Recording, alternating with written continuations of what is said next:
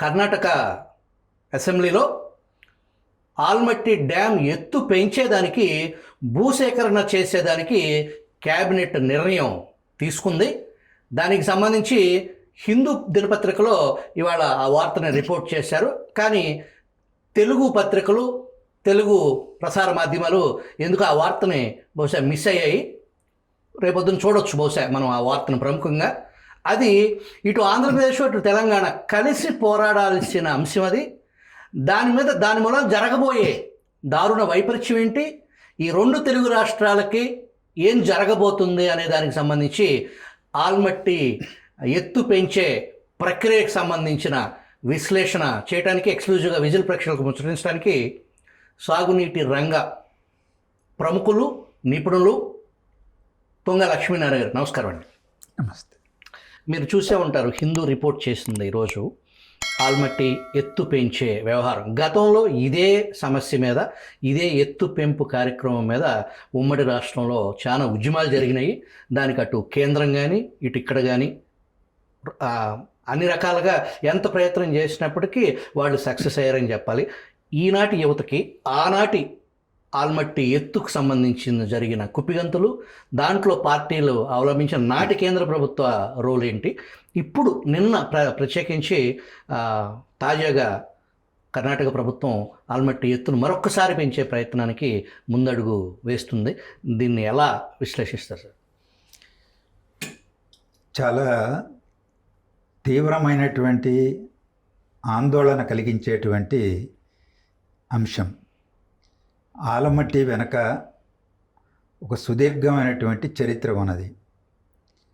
అంతర్రాష్ట్ర నదీ జలాల వివాద చట్టం 1956 ప్రకారం బ్రజేష్ కుమార్ ట్రిబ్యునల్ కేటాయించింది. ఆ బ్రిజేష్ కుమార్ ట్రిబ్యునల్ చాలా దుర్మార్గమైనటువంటి తీర్పు ఇవ్వడంతో ఆంధ్రప్రదేశ్ ఉమ్మడి రాష్ట్ర ప్రభుత్వమే సుప్రీంకోర్టులో వ్యాజ్యం వేసింది. ఆ తీర్పు పైన స్టే విధించబడింది. ఇప్పుడు అమల్లో లేదు. పర్యవసానంగా 1976 మే నుంచి అమల్లో ఉన్నటువంటి బచావ్ ట్రిబ్యునల్ తీర్పే అమలులో ఉన్నది. ఈ బచావ్ ట్రిబ్యునల్ విచారణ సందర్భంలోనే కర్ణాటక చాలా వివాదాన్ని లేవదీసింది. కృష్ణా బేసిన్లో 44% మాకు ఉన్నది.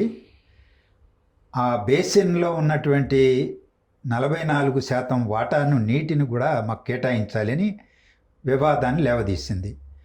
అప్పుడు బచావ్ ట్రిబ్యునల్ దాన్ని విధ్వంసంగా తిరస్కరించింది. అంతర్జాతీయ చట్టాలు, జాతీయంగా ఉన్నటువంటి సాంప్రదాయాలు,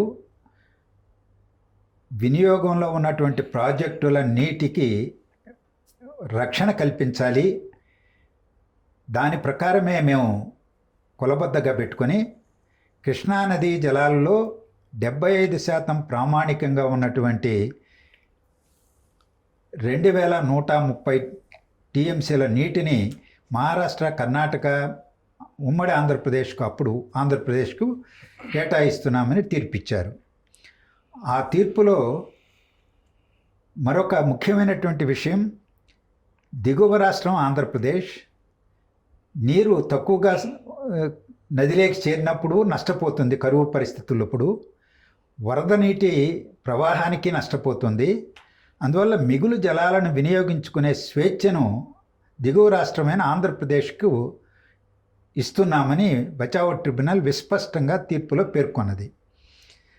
1976 మే నుంచి అమల్లోకి వచ్చిన ఆ నీటిని వినియోగించుకోవడానికి వీలైన ప్రాజెక్టులు మనం నిర్మించుకోలేదు. తర్వాత ఎన్టీ రామారావు గారు అధికారంలోకి వచ్చిన తర్వాత అప్పటికే రాయలసీమ ప్రాంతంలో నీటి ప్రాజెక్టుల కోసం, కృష్ణా జలాల సాధన కోసం పోరాటాలు జరుగుతున్నాయి. ఆ నేపథ్యంలో అఖిలపక్ష సమావేశాలు జరిగినాయి, చర్చలు జరిగినాయి. ఎన్టీఆర్ గారి కాలంలో తెలుగు గంగకి, హంద్రీనేవాకి, గాలేరు నగర్కి, వెలుగొండ ప్రాజెక్టుకి ఆ, చేపట్టడానికి ఒక విధాన నిర్ణయం తీసుకున్నారు. ప్రముఖ ఇంజనీర్ శ్రీరామకృష్ణయ్య గారు వాటికి డిజైన్ చేశారు. అటువైపు కల్వకుర్తి నెట్టంపాడు కూడా తర్వాత కాలంలో తెలంగాణ ప్రాంతంలో టేకప్ చేయడం జరిగింది. ఇవన్నీ కూడా మిగులు జలాల ఆధారంగా నిర్మాణం చేపట్టినటువంటివే. తెలుగుగంగ 29 టీఎంసీలు, హంద్రీనివా 40 టీఎంసీలు, గాలేరు నగరి 38 టీఎంసీలు, వెలుగొండ 43.5 టీఎంసీలు, కల్వకుర్తి 25 టీఎంసీలు, నెట్టంపాడు 21.5 టీఎంసీలు. ఇలా మొత్తం దాదాపు 200 టీఎంసీలు మిగులు జలాల ఆధారంగా ఉమ్మడి రాష్ట్ర ప్రభుత్వం నిర్మాణాలు చేపట్టి వేల కోట్ల రూపాయలు ఖర్చు పెట్టింది. ఈ పూర్వరంగంలో 2000 సంవత్సరంలో గడువు ముగిసింది అని కర్ణాటక, మహారాష్ట్ర ప్రభుత్వాలు కేంద్ర ప్రభుత్వాన్ని విజ్ఞప్తి చేసే రెండో కృష్ణా నదీ జలాల ట్రిబ్యునల్ ఏర్పాటు చేయమని. అప్పుడు 2004లో కేంద్ర ప్రభుత్వం బ్రిజేష్ కుమార్ ట్రిబ్యునల్ని నియమిస్తే 2010లో తీర్పిచ్చారు వాళ్ళు. ఆ తీర్పులో ఈ మిగులు జలాలను కూడా నిర్ధారించి బచావ్ ట్రిబ్యునల్ కేటాయించిన నికర జలాలను యథాతథంగా ఆమోదిస్తూ మిగులు జలాలను కూడా 65% ఎన్ని లభిస్తాయి, 55% సగటు ఇంకా ఎన్ని లభిస్తాయి అని లెక్కలు కట్టి వాటిని మహారాష్ట్ర, కర్ణాటక, ఆంధ్రప్రదేశ్కు కేటాయించాయి. అది మిగులు జలాలను స్వేచ్ఛ మాకుంటే మీరు వాటిని ఎలా నిర్ధారించి పై రాష్ట్రాలకు కేటాయిస్తారని ఉమ్మడి రాష్ట్ర ప్రభుత్వం సుప్రీంకోర్టులో స్పెషల్ లీవ్ పిటిషన్ దాఖలు చేసింది. దాన్ని స్వీకరించి స్టే విధించారు. అది అమల్లోకి ఇంకా రాలేదు. బచావత్ ట్రిబ్యునల్ తీర్పే కొనసాగుతున్నది, అమల్లో ఉంది. ఇది ప్రస్తావన ఎందుకు చేస్తున్నానంటే ఈ మిగులు జలాల్లో అలాగే 65% ప్రామాణికంగా లభించేటువంటి వాటిలో కర్ణాటకకి కేటాయింపులు చేశారు. మొదట వాళ్ళకున్నటువంటి నీరు 734 టీఎంసీలు బచావత్ ట్రిబ్యునల్ ప్రకారం. తర్వాత అవి 907కు పెంచారు. ఆ పెంచిన సందర్భంలో ఆల్మట్టి అంటే ఎగువ కృష్ణా ప్రాజెక్టు ఇది. ఈ ఆల్మట్టి దగ్గర 513 మీటర్ల ఎత్తులో ఉన్నటువంటి దాన్ని 524.256 మీటర్ల ఎత్తుకు మేము పెంచుకుంటామని కర్ణాటక వాళ్ళు డిమాండ్ చేశారు. దాన్ని ఆమోదించి 130 టీఎంసీల వినియోగ సామర్థ్యం ఉన్నటువంటి ఆల్మట్టిలో 303 టీఎంసీల వినియోగ సామర్థ్యానికి బ్రిజేష్ కుమార్ ట్రిబ్యునల్ ఆమోదం తెలియజేసింది. అది అసలు ఒక దారుణమైన దుర్మార్గం చర్య కదా. అవును. ఆ విధంగా ట్రిబ్యునల్ 303 టీఎంసీల వినియోగానికి ఎప్పుడైతే అనుమతించిందో ఇక శ్రీశైలానికి నీళ్ళు వస్తాయా? మిగులు జలాల ఆధారంగా టేకప్ చేసినటువంటి ఈ ప్రాజెక్టులన్నీ భవిష్యత్తు ఏంటి? అందుకని తెలుగు ప్రజానీకానికి ఇది శరాఘాతంగా పరిణమిస్తుందని సుప్రీంకోర్టును ఆశ్రయించడం జరిగింది. ఆ తీర్పు తుది తీర్పు 2013లో వచ్చినా అమలు లేక రాకుండా ఈనాటి వరకు స్టే కొనసాగుతున్నది. ఈ మధ్యకాలంలో కర్ణాటక ప్రభుత్వం చాలా పెద్ద ఎత్తున త్వరగా ఆ తీర్పును అమలు చేయించుకోవడానికి సుప్రీంకోర్టులో ప్రయత్నాలు చేస్తూ ఉంది. రెండో వైపున ఇటీవల కాలంలో ఏం చేస్తున్నారంటే కేంద్ర ప్రభుత్వం దగ్గరికి వెళ్ళి మోడీ గారి ప్రభుత్వం దగ్గరికి, జలశక్తి మంత్రి దగ్గరికి ఇది ఇంకెన్ని సంవత్సరాలు, ఇది చాలా కాలయాపన జరిగిపోతున్నది, మీరు నోటిఫికేషన్ జారీ చేయండి అని ఒత్తిడి చేస్తున్నారు రాజకీయంగా.